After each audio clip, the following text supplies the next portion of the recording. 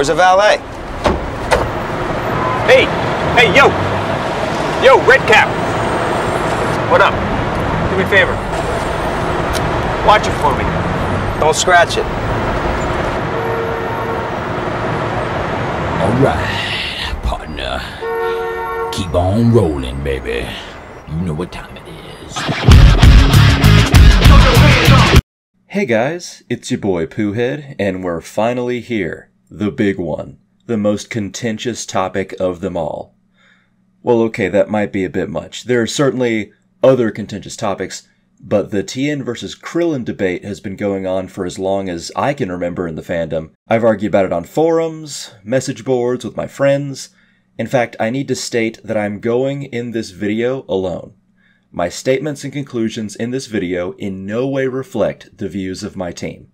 I also need to state that while I am going to give a conclusion, since that is why you're here, I am not going to make it definitive, and I am going to make sure you know it's merely my opinion, and I am going to look over all of the evidence, particularly the evidence that the opposition uses. Something that you and I need to always understand is that you should never knowingly misrepresent an opponent's position or argument. Soon I'm going to make a video on how to be a YouTuber, and in it I am going to make this clear, but I need to state it now.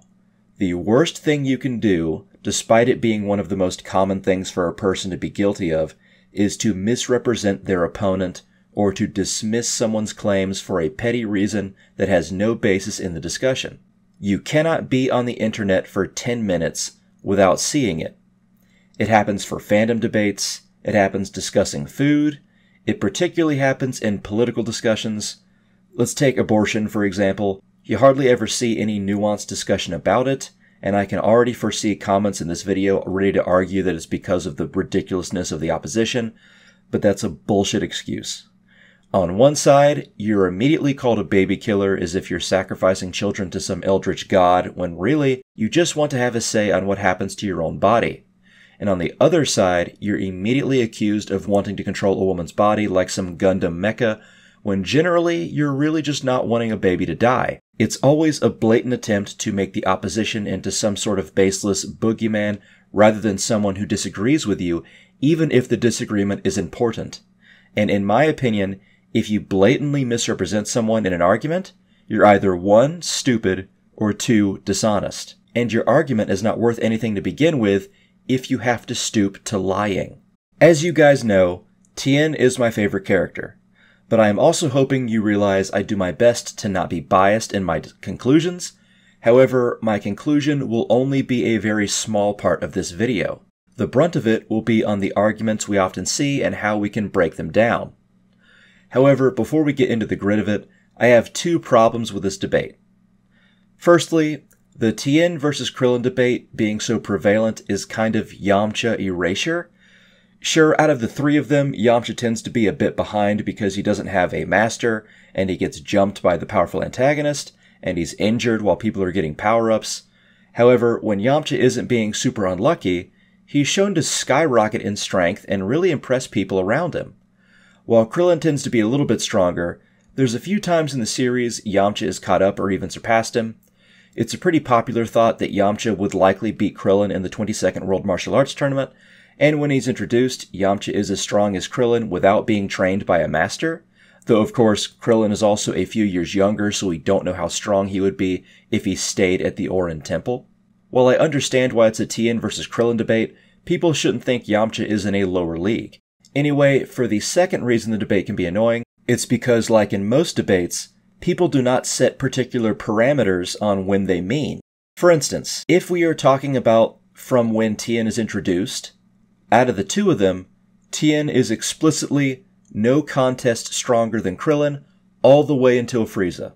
However, someone can say that Tien is stronger than Krillin and mean then, while someone else means Dragon Ball Super, where it feels like Krillin is stronger than Tien through all of Super except for one single part, and that is during the ROF movie. Not in the manga, not in the anime, but the movie.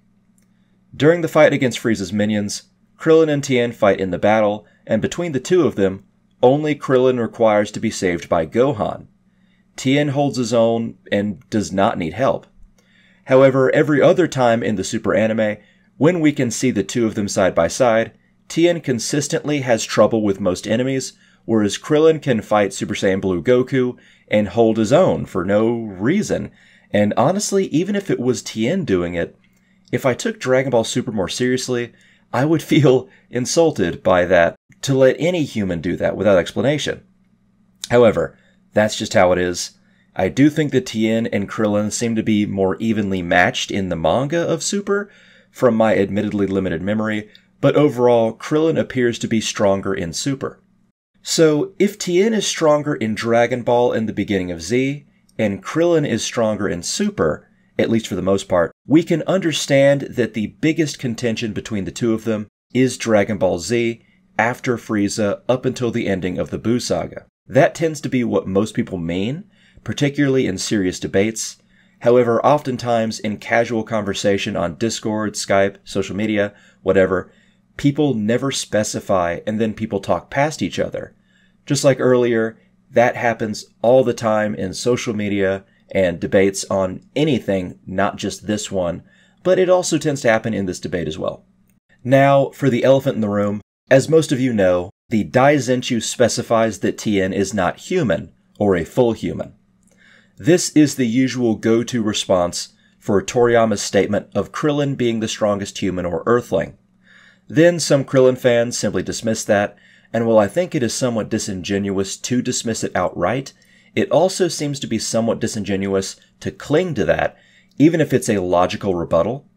And to show my goodwill and lack of bias, I'm going to throw that statement away. For the purposes of this video, let's just say that Tien is 100% human in this debate. Okay, so, the contention begins during the Frieza Saga, after Krillin receives a potential unlock and Tien receives King Kai's training. In the manga, neither of their power levels are stated again. However, in the Daizenshuu, we do know that Krillin's power shot up to 13,000 in the Ginyu fight, and then went all the way to 75,000 during the Frieza fight. However, that is the last power-up we see for Krillin ever. Tien's power is left ambiguous, and then after that, all we have to go on are feats and statements. Now the feats and the general attitude point towards Tien being stronger, whereas the statements are in Krillin's favor. So let's explore the statements first, since they are the easiest thing to look at. In the fandom, there are two statements most used to support Krillin being stronger. The first is in chapter 439 of the original manga, during the Buu Saga, when Yamcha comforts Krillin's daughter Marin, who says her father's opponent, Pintar, looks big and strong, and Yamcha tells her that Krillin is the strongest, at least of the Earthlings. The next quote is during a 2004 interview with Akira Toriyama, as well as Takao Koyama, who wrote most of the Dragon Ball Z movies, and Masako Nozawa, who voices Japanese Goku. In the interview, the interviewer mentions that Android 18 is a woman fighter, and then they start to talk about Krillin. Then Takao Koyama says that Krillin is the strongest Earthling, and then Toriyama says, "You're right, he is." Most debaters tend to look at these two statements without scrutiny, and then take it to mean Krillin must be stronger during the time allotted that we are talking about. And that is that. You know me, I am someone who looks a bit further into the context. I tend to put statements and feats together rather than just look at statements and go, okay. So for the Yamcha statement, it is really up to you. On the one hand, you can say this is cut and dry, black and white, and that's that. On the other hand, you can also acknowledge he is talking to Krillin's daughter to comfort her, not to mention that Tien is likely thousands of miles away from the tournament, and Yamcha hasn't even tried to actively sense him. And then you can say with a rebuttal and ask, if Yamcha was just wanting to comfort her, why not just say Krillin is the strongest, rather than specify with humans? He must be telling the truth. However, Yamcha also knows that if the tournament goes off without a hitch, and no Buu shows up, or Babidi or whatever, Krillin is going to fight either Goku, Vegeta, Piccolo, or Gohan, and he doesn't want Marin to think he is a liar to say Krillin is the strongest and then watch him lose to some of them. And you can easily surmise that if Tien was there, Yamcha would just tell Marin that Krillin is stronger than Pintar, rather than all the Earthlings. But again, you can go either way with this one. While it's easily questionable, it's the best quote we have in Krillin's favor. The Toriyama quote, in my opinion, is not. Not only is Toriyama riffing it with a screenwriter and a voice actor, and not only does Toriyama not bring it up and only agrees with Takao, whom Toriyama assumes knows his stuff since he writes the movies, and Toriyama doesn't think about it, we also need to look at the date. It is in May 2004. The Dragon Ball manga ended almost exactly 9 years ago in May 1995. So even if this is a definite Toriyama statement, when exactly does Toriyama mean? Because he does not specify. If we're going by the latest piece of Dragon Ball, then it would be when Goku flies away with Oob, 10 years after the Buu saga. So it would have no bearing on the Android, Cell, or Buu arcs, and funnily enough, it would coincide more so with Dragon Ball Super, where Krillin does seem to be stronger. Now, I'm certain there's going to be comments that call that cope, but if Toriyama agrees and says Krillin is stronger, we can easily see various times in the manga where that is blatantly not true, so already that statement is under scrutiny if he's talking about a blanket statement of the entire manga. And since this is 9 years after it all ended, if we don't assume Toriyama is being polite, we can safely say he is meaning it in the latest terms, so around the Super and GT era, not during the sagas in question. So for the statements, we have one that I think is fair to say we can go either way on it, and another that I think is somewhat disingenuous to use for that specific arc in question, or those few specific arcs, meaning the latter half of Z. Although there is something else. One of the biggest contentions is we have no idea how strong the potential unlock for Krillin ends up being. While the Daizenshuu stops at 75,000 for Krillin, during the fight with Second Form Frieza, and we know that's where it is because Gohan is at 200,000 after he gains a Zenkai or Saiyan power boost during that fight. However, if people want to try and logic their way to Krillin being stronger, they can entertain the idea of the potential unlock continuing until his death. While I don't subscribe to that theory, I think it's pretty explicit that Krillin's power halts at 75,000 for the potential unlock. I also won't fault you for using that logic if you truly think Krillin is more powerful and that the potential unlock continues past the Daizenshuu stopping for it. So that is one other way that you can logic Krillin being stronger for continually gaining strength even though the Daizenshuu stops. Now, what do we have in Tien's favor, other than simply being better for the entire time that their powers are measured? Well, I've already gone over King Kai's training and training techniques helping fighters become stronger faster. Tien was with King Kai the longest with Chaozu.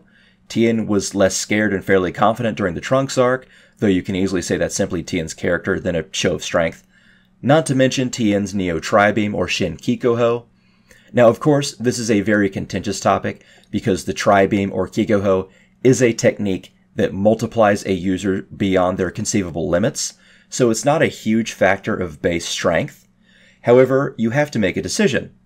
You can make Tien weaker, which gives the technique an even more impressive multiplier, which makes Tien look impressive regardless, or you can make Tien stronger and make the technique more believable, but of course that drives Tien's power up. We simply don't know. What I mean there is you just have to make a decision on what you put with the Tien and Tri-Beam sort of bar. However, I do think if someone has the skill to not only use but improve such a dangerous technique like that, increasing their base form would be pretty easy, and Tien has consistently shown to be able to increase his base strength quicker than the other humans. Though again, you can be looking at all this and say it's bullshit, or cope, or whatever, but I think it makes sense and I am merely presenting the arguments, though I do think the way the characters treat Tien and Krillin in the arc speaks volumes. For instance, when Yamcha is jumped by androids 19 and 20, Goku, Tien, and Piccolo land to face them. Yamcha is dropped, and Krillin shows up and finds them.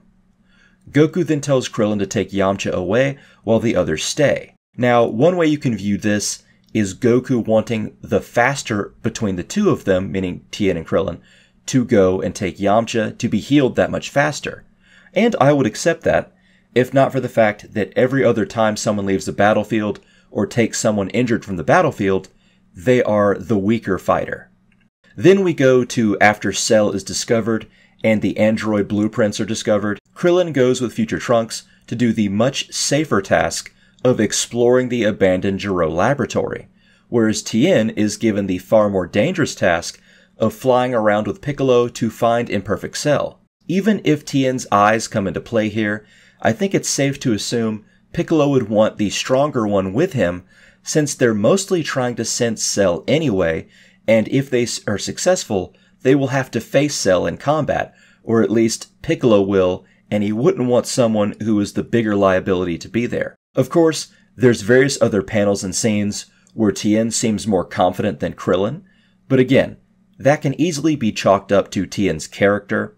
And to go back to the Kenkai's training versus the potential unlock, for multiple times I've gone over the rationale behind their strength gains in my Did the Human Surpass Frieza video, the Android Saga Power Rankings video, etc. But essentially it seems explicit to me that the potential unlock only went so far, whereas Kenkai's training is an exponential increase. Something you can see from Piccolo traveling Snake Way for a month with Tien, Yamcha, and Chaozu, and then being on Kenkai's for 6 days before arriving on Namek with a power level that is implied to be above Nail's at 42,000. If that is the case for Piccolo after a month and 6 days, then you can easily say that Tien's power is so far beyond that after being there for longer than even Goku was. Then of course, back to the Android Saga, we have Tien's Tri-Beam or Neo Tri-Beam or Shin Kikoho, and you can think of that as you will, as I said earlier. I think it showcases he's stronger than people give him credit for, but it's also valid to not think that. That one is up to you. After that, we get to the Buu Saga. During this time, Tien has been training, though he also has a farm, while Krillin has not been training, even in his off time, until he learns about the World Tournament. Tien and Chaozu remain largely off-screen, and I don't think them surviving the human extinction attack is that big of a deal, though they both seem to not want to be hit by it, particularly Chaozu. Anyway, the Buu Saga is far simpler than the Android and Cell arcs. Other than Yamcha comforting Marin, what we see is Krillin being on Kami's lookout and getting eaten by Super Buu, and then later, Buu-Tink's blast is stopped by Tien. Again, you don't need to take the Tri-Beam or Neo Tri-Beam as a show of base power if you do not want to. Completely fine. However, something a lot of Krillin fans have mocked over the years is after Buu-Tinks knocks Tien out by kicking him from behind, he then gloats that even a master like Tien is powerless against him. Now, I feel like it's always been very strange to make fun of that in debates, as if it means nothing, and then take Yamcha's statement to be 100% true. Imagine Vegeta on Namek killing Recoome, and then knocking Kui out and going, even Kui is no match for me. That makes no sense. I think it's rational to assume Tien is stronger than those Super Buu devoured, but do what you will with it. So to reiterate, Krillin has the Yamcha statement and the Toriyama agreement in 2004, whereas Tien is consistently treated like he is more powerful throughout the manga, from soft feats and from what I would argue are some hard feats, even though we don't have definitive power listings that shows one is stronger than the other. However, again, other than the ROF movie, in Dragon Ball Super, they are either the same strength or Tien is weaker, usually Tien is weaker, and while I don't think that makes a lot of sense, it is obvious that is the case, particularly in the anime, so do with that as you will. So yes, while Tien is proven to be stronger for Dragon Ball and the first half of Z, and almost everything in Super points to Krillin having the edge, it is my contention that until the end of the Buu Saga, Tien is stronger. However, take my points and go with whatever conclusion you wish. I hope I was fair. I hope you don't think I was biased. I quite like Krillin after all, and I hope you enjoyed the video. Remember, all of my social media links and the link to my channel's Discord server is below, not to mention my Patreon. When this video is out, I have a community note up where you can ask me anything and I'll answer it in a video in a few days for a Q&A session.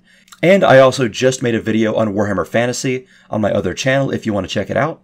It's on a character that's also very popular in Total War Warhammer, so please show me some love on there too if you wish. Alright everyone, have a great day, and remember, Keep on rolling, baby. You know what time it is.